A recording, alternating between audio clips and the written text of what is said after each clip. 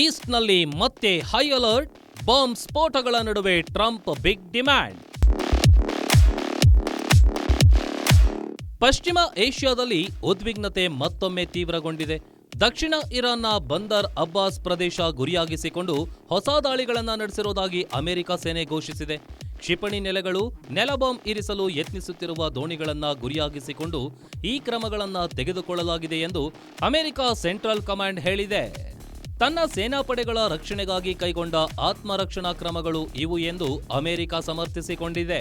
Iran ಪಡೆಗಳಿಂದ ಎದುರಾಗುವ ಬೆದರಿಕೆಗಳನ್ನು ತಡೆಗಟ್ಟಲು ಈ ದಾಳಿಗಳನ್ನು ನಡೆಸಲಾಗಿದೆ. ಇದೇ ಸಮಯದಲ್ಲಿ ಅಮೆರಿಕ ಇರಾನ್ ನಡುವೆ ದೋಹಾದಲ್ಲಿ ಶಾಂತಿ ಮಾತುಕತೆ ನಡೀತಾ ಇದ್ದು ಪರಿಸ್ಥಿತಿಯನ್ನ ಇನ್ನಷ್ಟು ಜಟಿಲಗೊಳಿಸಿದೆ. ಇರಾನ್ ಉನ್ನತ ಮಟ್ಟದ ನಿಯೋಗ ಕತಾರ್ ಪ್ರಧಾನಿಯೊಂದಿಗೆ ಚರ್ಚೆ ನಡೆಸುತ್ತಿದ್ದ ಸಮಯದಲ್ಲಿ ಈ ದಾಳಿಗಳು ನಡೆದಿರುವುದು ಗಮನಾರ್ಹ.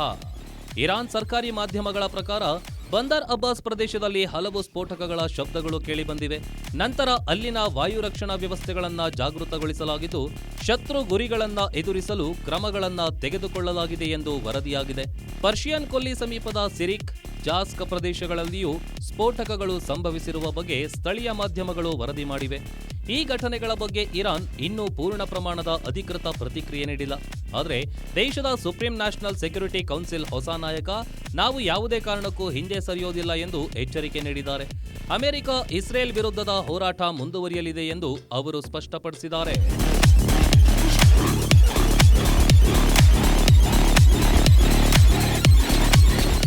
Trump big demand.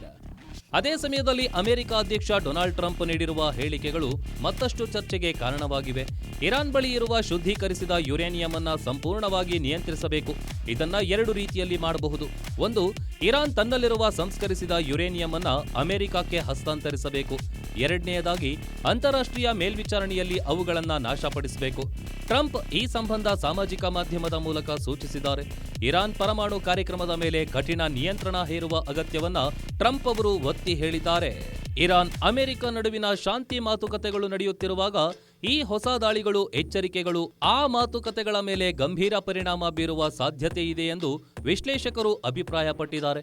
ಗಲ್ಫ್ ಪ್ರದೇಶದಲ್ಲಿ ಶಾಂತಿ ಪ್ರಯತ್ನಗಳು ನಡೆಯುತ್ತಿರುವ ಸಮಯದಲ್ಲಿ ಉದ್ವಿಗ್ನತೆಗಳು ಹೆಚ್ಚುತ್ತಿರುವುದು ಜಾಗತಿಕ ಆರ್ಥಿಕತೆಯ ಮೇಲೆ ಪರಿಣಾಮ ಬೀರಬಹುದು ಎಂಬ ಕಳವಳ ವ್ಯಕ್ತಗೊಂಡಿದೆ.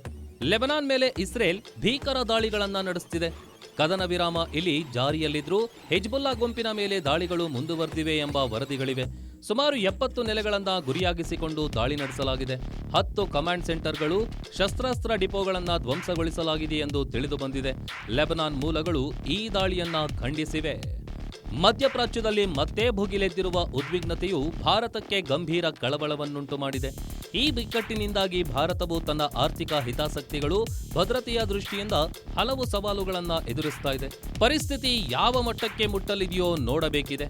ಅಂತೂ ಭಾರತೀಯರು ಈ ಬೆಳವಣಿಗೆಯಿಂದ ಆತಂಕಗೊಂಡಿರೋದಂತೂ ಸತ್ಯ.